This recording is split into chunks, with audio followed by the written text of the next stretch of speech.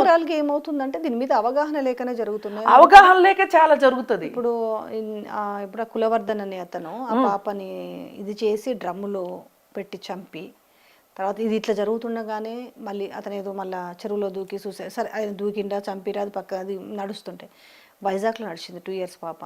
ఇప్పుడు ఇది చూసుకుంటే ఈ సామూహికంగా జరిగిన విషయాలు అంటే ఇవన్నీ ఇవన్నీ అయ్యేవా? మీరు చెప్తున్నంత వరకు చాలా మంచి విషయాలు, అరే మనం ఇవన్నీ వినాలి అనేది ఉంటుంది. కానీ కానీ అగైన్ అగైన్ అయితే జరుగుతున్న దానికి వాటికి కామాగా అనిపిస్తుంది. ఇది ఒక రోజులో వచ్చే మార్పు కాదు. ఇది ఒక రోజులో వచ్చే మార్పు కాదు. ఇప్పుడు కులవర్ధన్ కేసు తీసుకుంటే అది ఖచ్చితంగా పోలీసుల నిర్లక్ష్యం. ఎట్లా అంటే అతను ఇప్పటికి 3 కేసులు ఉన్నాయి అతని మీద, 2 కేసులు అతని మీద ఒక కంప్లైంట్ ఉంది, 2 కేసులు ఉన్నాయి. అయినప్పుడు ఆ రోడ్లో చెప్పారు అతని మీద మాకు డౌట్ ఉంది అని చెప్పారు. చెప్పినప్పుడు వాడి ఇంటికి వెళ్ళారు వీళ్ళు పోలీసులు. చాలా కష్టపడి వెళ్ళారు. వెళ్తే వాడు తలుపు తీయలేదు. కిటికీలోని చూస్తే వాడు పడుకుని ఉన్నాడు. వచ్చేస్తారా? ఇలానా డ్యూటీ చేసేది?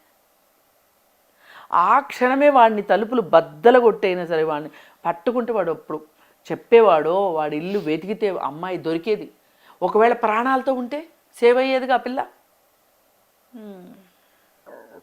మళ్ళీ తెల్లారు వెళ్ళారు వాళ్ళ ఇంటికి, వాడిని పట్టుకున్నారు.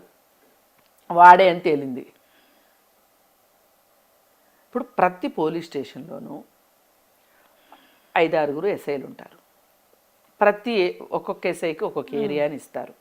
ఆ ఏరియాలో ఎంతమంది పని పాట లేకుండా తిరుగుతున్నారు, ఎంతమంది పైన మన స్టేషన్లో కేసులు వచ్చి ఉన్నాయి, 1-2 చిన్న కంప్లైంటే కావచ్చు, అది కాంప్రమైజే అవ్వచ్చు. కానీ వాడి మీద మీరు ఒక కన్నేసి ఉంచడం పెద్ద కష్టమా?